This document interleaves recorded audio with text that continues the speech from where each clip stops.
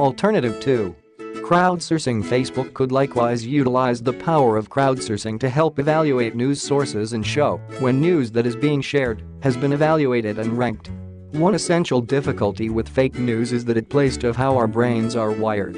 We have psychological shortcuts, called cognitive predispositions, that help us make decisions when we do not have quite sufficient information. We never ever do, or rather sufficient time, we never do. Typically these shortcuts work well for us as we make decisions on whatever from which path to drive to work to what automobile to purchase, but periodically, they fail us. Succumbing to fake news is among those circumstances.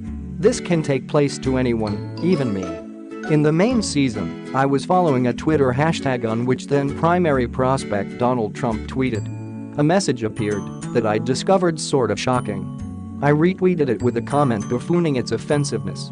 A day later on, I realized that the tweet was from a parody account that looked identical to Trump's Twitter managed name, however had one letter altered. I missed it since I had fallen for verification bias, the propensity to ignore some info due to the fact that it runs counter to my expectations, predictions or hunches. In this case, I had disregarded that little voice that informed me this specific tweet was a little too over the top for Trump due to the fact that I believed he can producing messages even more improper.